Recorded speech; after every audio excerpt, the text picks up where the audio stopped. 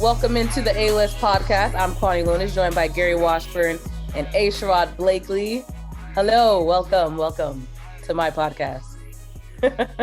Hello, wow, damn.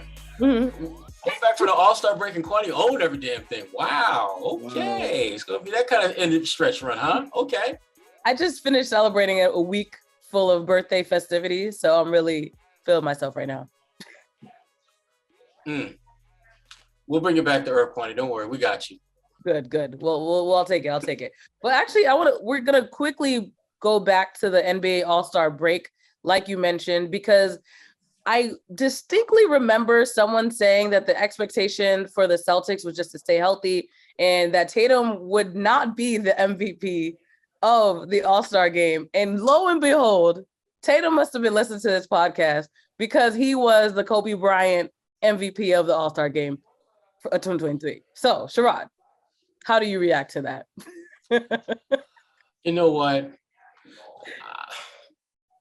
I can't be mad at him for dropping a double nickel on in the All-Star game. I mean, he had it going. But the thing about Tatum, we know he can do that. We've seen him go on runs like that where he's the best player on the planet.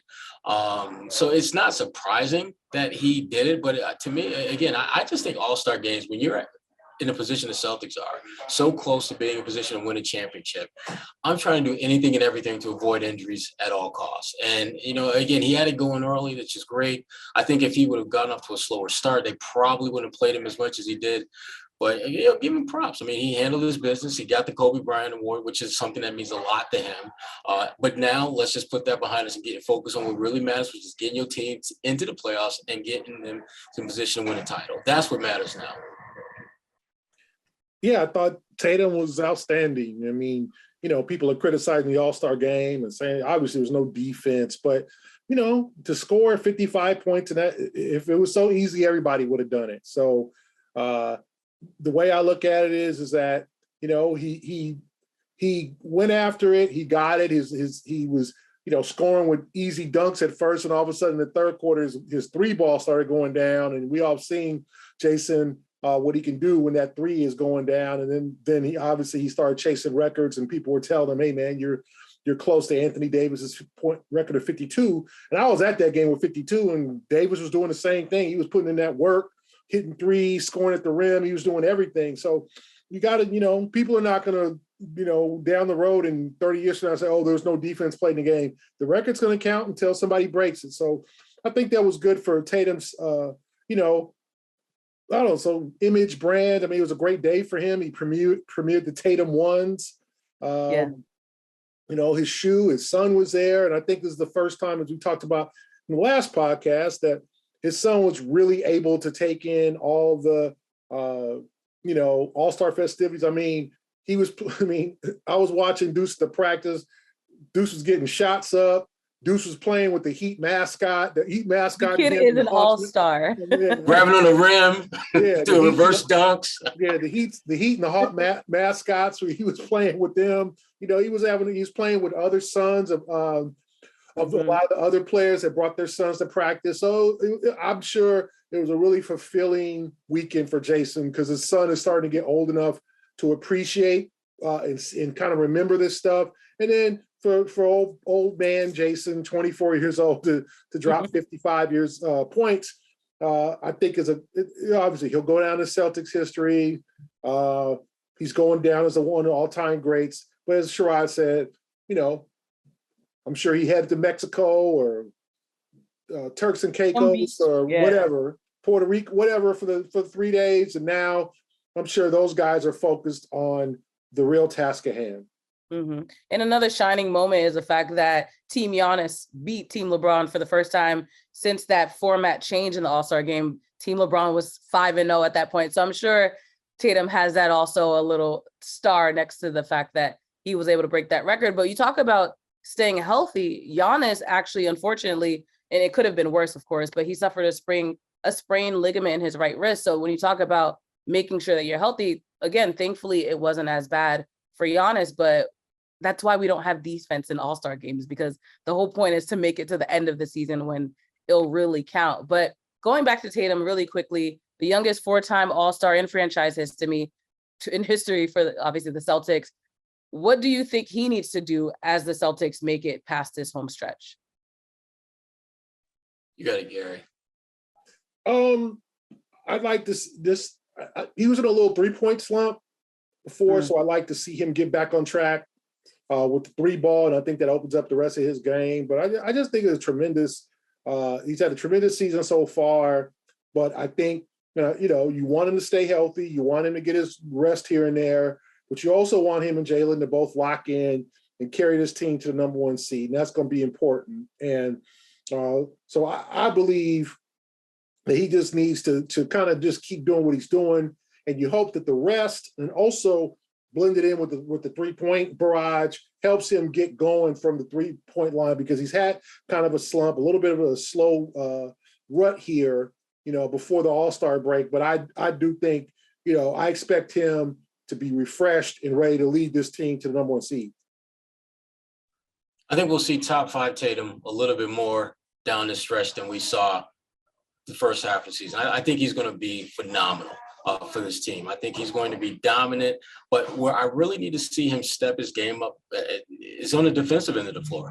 Tatum has shown the ability to be a really good defender when he's locked in, and I think he offensively, more nights than not, is locked in, but defensively, there seems to be a little bit more kind of, some nights he's there, some nights he's not, and those nights have to be cut down significantly, because his play, I think, at the defensive end of the floor is just as important what he brings offensively, because we know he can score, but when he's playing elite defense, which he has the capability of doing, the Celtics become unbeatable. They become that team that everyone is trying to be within 5-10 points of. That team that we saw at the beginning of the season, that was top 5 Tatum both ends of the floor. That's what I need to see for him at this point going forward. We talked about Tatum. Top 5 Tatum is clearly here to stay, but Jaylen Brown is, of course, the guy that sometimes gets a little dimmed because of the bright light that Tatum gets shown on. So what was your, assessment of the way that Jaylen Brown performed in the All-Star game, obviously, without comparing him to Tatum? I think the great thing about the night for the Celtics was Jaylen played, and Jaylen looked comfortable, 35 points in the mask. Yeah. That was a good thing. I think people were thinking that he was going to back out, that he was going to say, hey, I'm good. I can't play. And I think he wanted to show that he could play with the mask on. He wanted to use the All-Star game as kind of an experiment, a test run. And, all thumbs up. He was great. 35 points. He looked comfortable. The one-on-one thing with Tatum, I thought was fun. So to me, and I think it was just a complete success. And now he's used to playing with it. He's not on the injury report, so he's going to play Thursday in Indiana and be ready to go. So I think for Jaylen, it actually was a good opportunity for him to show that he could play with the mask on and kind of probably psychologically for himself come back out. When you get hit in the face and you get basically a broken face, that's not easy to get over psychologically too. I mean, because elbows are flying, you're not trying to get hit in that spot again. So, but I thought it was a good thing for the Celtics to give him the All-Star game, that test run. It's an unusual situation, but he wasn't going to give up his spot to anybody. He wasn't going to sit out because obviously he was healthy besides the cheekbone, and he went out there and did well. Yeah, I mean, I think part of his motivation to be out there was what happened last year, or should I say what did not happen last year, which was he did not make the All-Star team, in part because he didn't really play enough games and wasn't out there enough to do so. And so I think Jaylen, that was a reminder of just how you can't take these moments for granted. You can't take opportunities to be among the best of the best for granted, because there's no guarantee you're going to be back the next year. That being said, looking at Black Zorro out there, Jaylen Brown, I was impressed. I was really impressed at the comfort level that he had with the mask on. It was as if it wasn't a big deal, and they're going to need him to continue to step his game up and be an impact player with without the mask. But certainly, it bodes well for his chances of just playing his game, doing what he does, if he can play with that mask and just get used to it and acclimated to it. Obviously, the defense that he'll see through the regular season will be a little bit better than what he saw at All-Star Weekend. But still, to Gary's point, his comfort level was clear and undeniable. And that's a big deal when you're making this type of change. Future is stuck in my head right now. I'm not gonna lie. That's why I keep smirking. Mask on. So, it's a little extra, but you know. I know what you're saying. Oh, Gary, you don't know that song? Gary's like, no, he'll know about it. He'll know about it. Play some Future after this. Just look, mask off, Future. We'll change your life. And Jaylen is a fan of Future. And that's the other thing too. They need a collab. Yeah. They need a collab. Might be up and down the pipeline. We need to get them Jaylen Brown mask T-shirts out. That's what we need to do. Because I guarantee you, them will be at the Garden on. Wait, why don't we have T-shirts for the podcast? We need T-shirts. We'll talk about that offline. That's Sherrod. We'll talk about that. That's Sherrod. All right, if y'all watching on YouTube, comment if you would buy a T-shirt, a A-List podcast T-shirt, and if we get Kwani, comments, we'll make something for you, Kwani. Gary, no. Gary will not get any T-shirts. No Gary on the T-shirt. That's Sherrod's fault. We sell them out the back of my trunk. We got to work on that. Right outside the TD Garden. But you mentioned, obviously, Jaylen had a pretty strong performance in the All-Star game. What should be the expectation be moving forward for the rest of the season? Obviously, as long as he's still wearing this mask. Yeah, I mean, the health thing kind of goes without saying. But I think for Jaylen, the biggest thing is just getting into a flow and rhythm. Continuing to do, I think him more than Tatum has to stay the course. When you look at the things that Jaylen Brown does night in and night out, he really doesn't have to elevate his game other than maybe don't foul as much, maybe do a better job knocking down perimeter shots, but his ability to just impact the game has been pretty consistent throughout the season. So I don't see him needing to do much other than just stay the course. And obviously playing with the mask, it raises questions as to whether he can do that. But if the All-Star game is any indication, he shouldn't have an issue playing with the mask. Yeah, for Jaylen, you just want to see him continue to ascend. You want to see him also, take better care of the ball. Be more efficient with his turnovers and lack of turnover. You want to see him just kind of get to that next level, And now he's used to playing with the mask. He'll team with Tatum, and I'm sure they had a good chance, I'm sure, to hang out a little bit this weekend. And I'm sure they both talked about, hey, man, this is our year. Let's get this. We know what it was like last year, the bad taste in our mouth from losing 3 straight in the finals and losing to the Warriors. Let's go get this. And so I know they're on the same page. So I expect the same thing from Jaylen as I do from Jayson. Take your game to the next level, sacrifice and worry about, the personal stats, down the road, but do whatever's best for the team, but be more efficient, take care of the ball, do the little things, hit your free throws, do the little things that will make Jaylen a next level player. And I think he's very, very capable of that. I hope the NBA wrote a good script for the Celtics this season. Y'all follow that on Twitter? There's a Sherrod. Wow, did Kwani go? She went there. I went very meta Twitter. But there was this joke. Well, I can't remember which NFL player. He said that the NFL had a script and that they told players to buy into it. And then that translated into the NBA. People started making jokes. So now it's just a running joke that everything's scripted in both leagues. But hey, I was on Wikipedia. It said that the Bengals are going to play the Cowboys in the Super Bowl. Yes, yeah. Like, it's already scripted. Damn, he's going to be fixed. So, yeah. Because what the Super Bowl's in Las Vegas, right? It was like location of Super Bowl, Las Vegas. Team. It was Arian Foster. Thank you to our producer who had said something. Yeah. Spiral. Team, but it's honestly, and Cowboys. So. It's funny. I don't know. I don't believe in the conspiracy theory, but I wouldn't be surprised either. All right, let's move on. Around the NBA, let's go to the biggest news. One of the bigger news is biggest news. I can't speak right now. Biggest things that happen.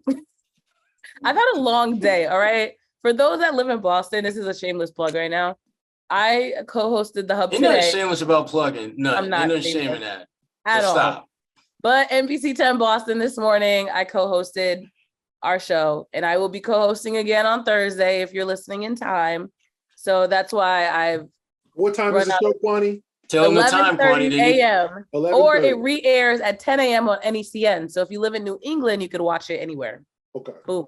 All right, now that I got the plug out of the way, let's talk about Russell Westbrook and the fact that he is planning to sign with the Clippers. I'm not sure if that's official just yet, but the reports are that he plans to sign with them. What do you two make of that? Which is ironic to me because he's going to still be playing at Staples Center.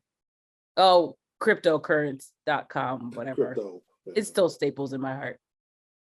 It just makes me cringe to see just any kind of the word "crip" in So, LA on a damn building. Right? That's just me. I have a comment, but I'll leave it offline. I will leave it alone. I like the move for the Clippers because they're looking to add another dynamic-esque type player. Russell ain't the same dude that he was 2, 3, 4, 5 years ago, but he's still a guy that can score. They just have to find a way to just maximize his talents with talents that he still has left.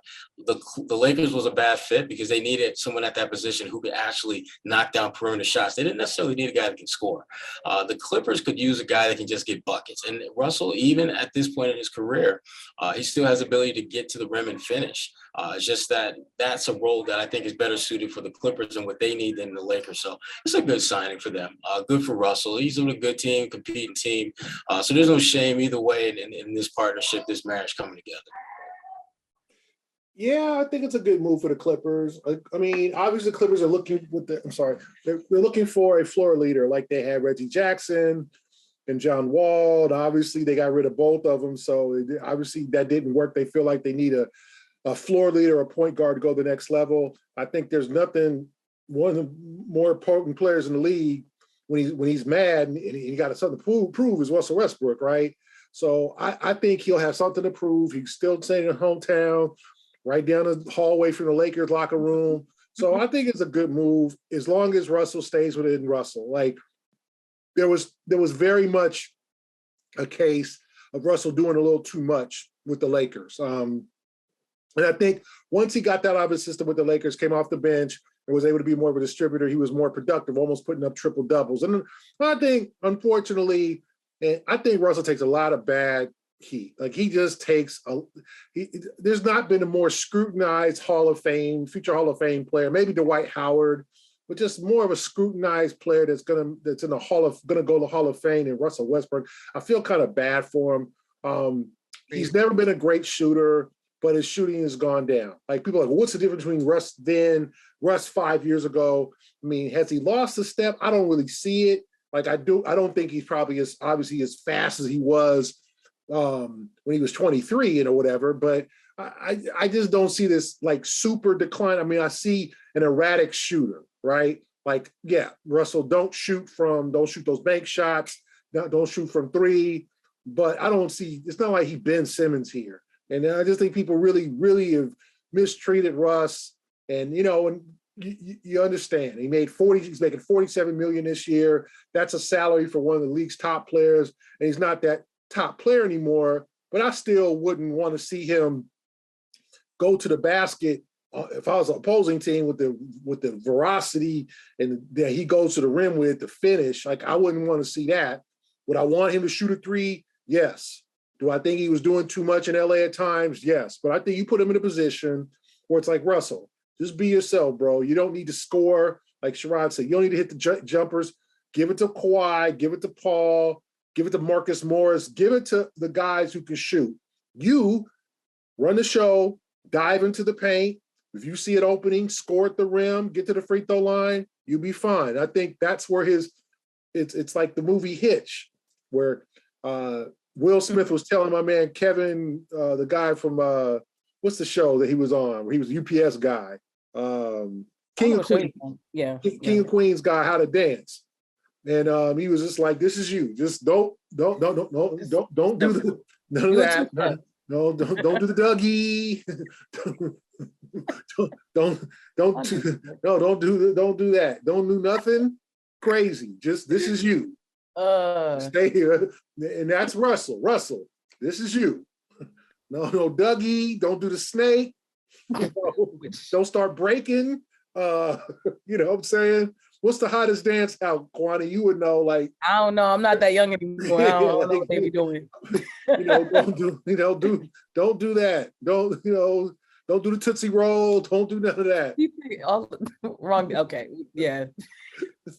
Don't do the Roger Rabbit. Don't do Not the Tootsie Roll. Don't do the Pee Wee Herman. Just this is you. Russell in LA with the Clips, this is you. Bring the ball to the floor, pass the ball, attack the rim, set your teammates up, play with some fire and passion, because the Clippers don't play with a lot of fire and passion. They be chilling out a lot. They don't, I think they're one of the league's most disappointing teams because they got all this talent and they just don't seem to every night. And obviously that's because of Kawhi and Paul. It's Kawhi's like Kwani, not, Kwani Lunis, Kawhi. I have the better initial. Yeah, they load Kwani load management, so the load management thing's a big deal in LA. So you're annoying. But I think Russell's going to bring some fire to that team. That's what they needed. I think John Wall was probably a little bit past his prime. Reggie Jackson was erratic. I like Reggie when he's on, but when he's not, he's not. So I think Russell, if he does this, just can stay in his lane. Don't do none of that. Nope, don't do the rerun. Look that up, folks. If you don't know what the rerun is, don't do the rerun. Don't do none of that. Just stay in your lane. You'll be fine. Stay in your lane, Russ. Now, I 100% agree. Obviously he did a lot in LA, to the point where the fan base clearly hates him, but he's not a washed player. I think that's a common misconception just because they don't like how he performed with the Lakers. But hopefully the other LA team is where he can give himself a little rejuvenation career-wise and see where that ends up. But let's look at a little further into the Western Conference. Who do you two think is a favorite right now to come out of the West, other than the fact that the Nuggets are still number one in the conference, but Grizzlies are right behind them, Kings, Clippers, Suns. So the shakeup is inevitable. Yeah, I think the team that people are just scared to death of is the Phoenix Suns, and understandably so. You have at least 2 and probably 3 Hall of Famers, one of which has won multiple titles. Another one is still looking for that first title. And they gave up quite a bit of capital to get Kevin Durant, and so their depth isn't quite what it used to be. But again, in a playoff series, best of 7, I mean, Kevin Durant, Devin Booker, Chris Paul, they could take you out. They got enough. They still have enough on that roster to take you out. I think they're going to be the favorite, but the team that I'm going to be looking out for, though, as a sleeper, are the Pelicans. If they can get Zion healthy, if he can be healthy enough for the playoffs, a couple things. One, with him, they're really, really good. They're one of the better teams in the Western Conference this year when he's been healthy. 2, they have the 3rd weakest strength of schedule for the rest of the season, which means they're going to play a lot of winnable games with or without him. That's going to allow them to move up in the standings a little bit and potentially be a team that might even play its way into home court advantage for a round or 2. And again, as many times have I seen Zion play, show me the cat that slows him down. Show me that dude, because I don't think he's in the league. When he plays poorly, it's because he plays poorly. It's not because you shut him down. It's not because you force him to do things he don't want to do. No, he does pretty much everything the hell he wants to out there. And that, to me, makes them a dangerous team in the best of 7 if he's healthy. You heard it here first, folks. Oh, Gary, you have something to say? Okay. He had a deep sigh of relief. Pelicans going to win a championship, according to Sherrod.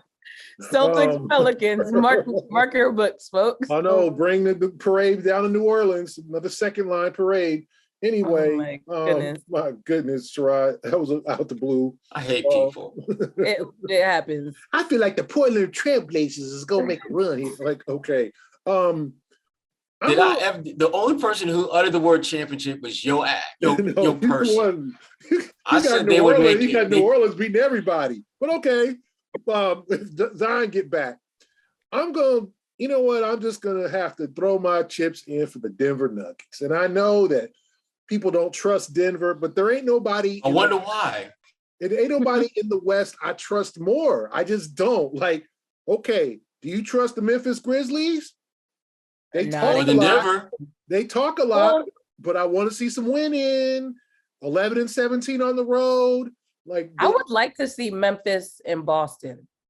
Well, You want to spend 5 days in Memphis? Okay, I mean, No. Yeah, you want to go there for the final? I just meant basketball wise. You want to host the show on from Memphis? We're going on the road. Gary, that series wouldn't be much of a series. Boston We're gonna go on the road with our t-shirts. You're right. It wouldn't be. Memphis to me is just a team that they talk a lot, but they're 11-17 on the road. They're not there yet to win. You gotta win. Like, I'm not saying you got to be great on the road, but you got to be 500 on the road, championship type of team. Okay, I just don't. I'm looking at the West here. Okay, I don't trust Sacramento. Let's just get that out the way. Oh yeah, nobody. Yeah. Okay, they done good. Shout out to my boy Kyle Draper, who's actually coming to team that is Mike Brown is going in to take them to the playoffs for the first time since 2005. That is a great thing for them. Finally over the hump, 17, 18 years since they've been to the playoffs. Phoenix, I like Phoenix. Okay, KD is KD. We love KD, great player. But who else do they have? Like, who's going to be their back? Like, you can't win with just the starting five. You got to have some good support off the bench. Yeah. I don't trust Cameron Payne and Ish Wainwright. Like, they've got to figure out, okay, Terrence Ross, I like Terrence. I thought the Celtics should have gone after him, but I think Phoenix offered him more of a chance to play. But I don't know. I need to see Phoenix play. I don't know if I trust Phoenix entirely. And Dallas, that's a tricky one with Kyrie and Luka now. I mean, I was all on board, and then they lost at home to Minnesota. And I'm like, okay, if y'all that potent, how y'all losing to the Timberwolves at home? Mm. So, and we could talk about the Warriors. I don't know. Steph's good. Steph's recovering. I just saw a release. They're going to evaluate him again in a week, but he's making progress. But they're 7-22 on the road. Like, they're going to go into the playoffs, quite honestly, as like a 7, right? They're right now. They're in the play-in, so they're going to play Memphis in the second round. Can the Warriors win 2 series, or 3 series potentially when they don't have the home court advantage? Like, because they're not going to get home court advantage in the playoffs unless they make a real run, right? So they're going to play. Let's say they win it. They're going to play Memphis, and then they're going to play the 3rd seed. Then they're going to play the 1 seed, all away from Game 7 away from Golden State. So I need to see more from the Warriors before I'm on. But so far, right now, you asked me today, because you asked me today, Kwani. You didn't ask me tomorrow. Yeah, I did. Denver Nuggets, I got to say it. That's a tough place to play. I think Jokic is so underrated. I mean, it's just a pleasure to watch that guy play. Jamal Murray is a good player. Aaron Gordon's finally kind of lived up to some of his potential. They got a good bench, so we'll see. But I'm going Denver. I ain't going New Orleans, though. But good luck with that, Sherrod. See, let me know how that goes. May the better team win. But we have to shout out before we close out the pod, one of our other teammates on this podcast. The thing about running your own business is that every single hire counts, and no hiring partner understands that like Indeed. Indeed is the hiring platform where you can attract, interview, and hire all in one place. Don't spend hours on multiple job sites looking for candidates with the right skills when you can just do it all with Indeed. Find top talent fast with Indeed's suite of powerful hiring tools like the Indeed Instant Match tool that we talk about every week here, their assessments and virtual interviews. If you hate waiting, Indeed's US data shows that over 80% of Indeed employers find quality candidates whose resume on Indeed matches their job description the moment they sponsor a job. The thing that we love here on the A-List podcast is the fact that they have the Instant Match tool. Candidates that you invite to apply through the Instant Match tool are 3 times more likely to apply to your job than candidates who only see it in the search.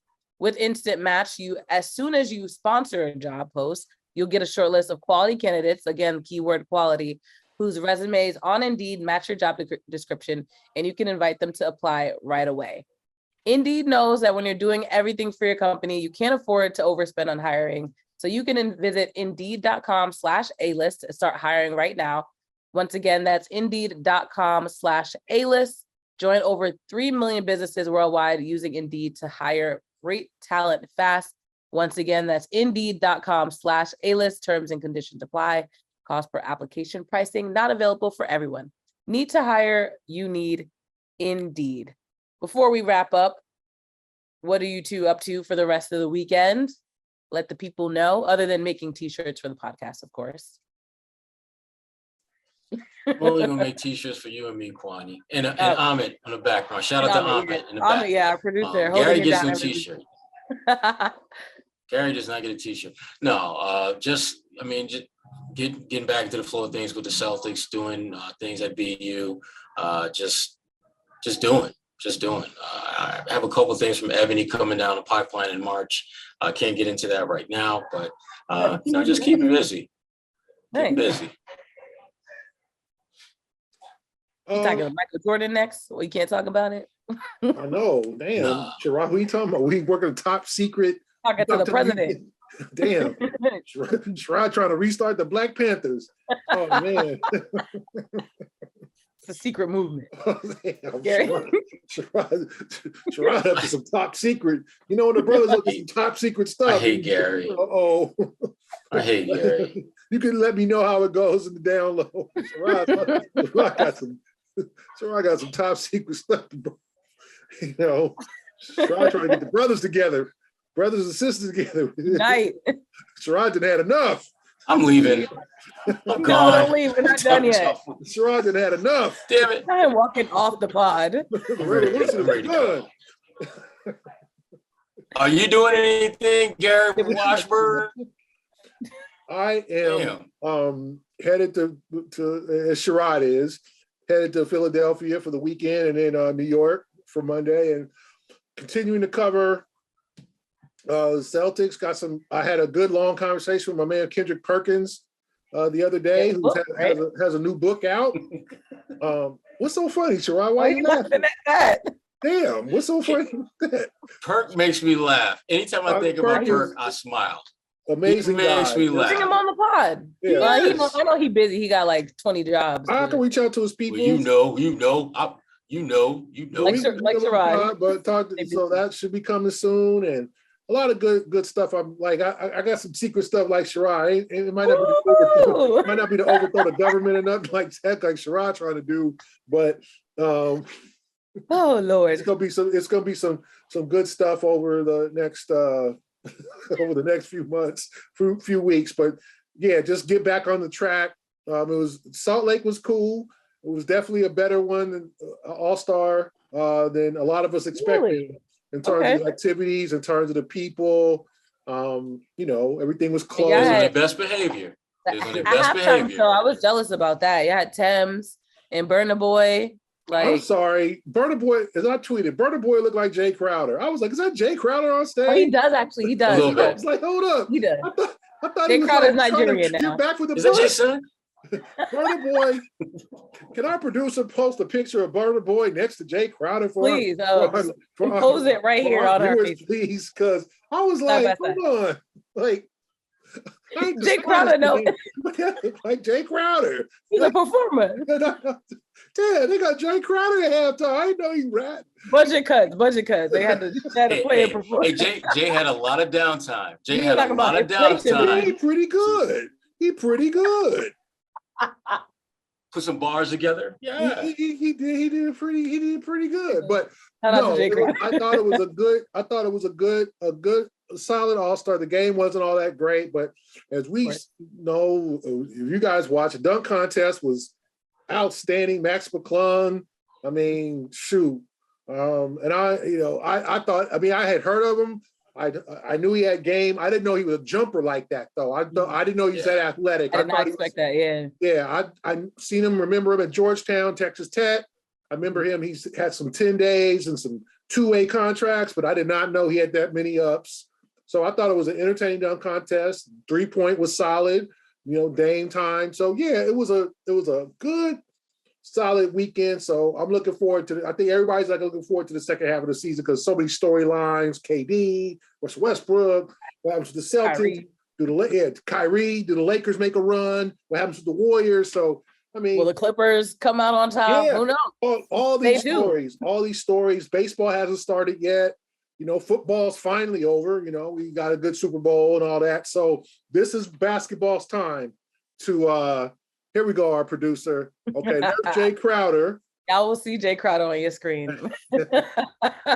And then here we go with Oh Burna. yeah, they're related. Wow. They got the same daddy. Sherrod. They got the same daddy. Wow. Anyway. We think Sherrod, they look alike. Dang, and it's the beard too. Yeah, I mean, oh my God. Okay, I can't see dreads, it. Like I saw it, but now I'm really seeing it. I was like, y'all got the y'all. Man, they done got Jay Crowder. Jay Crowder is a rap. Like, put a perform. He was good though. Burna Boy, much respect. I had not heard of Burna Boy. He's a performer. Yeah. Not heard of Burna Boy before this performance. Last week I was like, like Burna got a new fan. The Sugar Hill game wasn't available. Like we couldn't get Curtis Blow out there. We couldn't get Will. We couldn't get Jazzy Jeff and the Fresh Prince. Like, what's going on here? Like, we couldn't get LL. Yeah, before we derail completely, thank you for listening to this week's episode of the A-List Podcast. If you haven't already, please subscribe to YouTube, iTunes, Spotify, wherever you get your podcasting, you whatever podcasting apps you use. Stop sending me. There's a picture of them together. I can't. I'm mind blown. This is the A-List Podcast. We'll be back next together. week. Oh my God. They do look like brothers.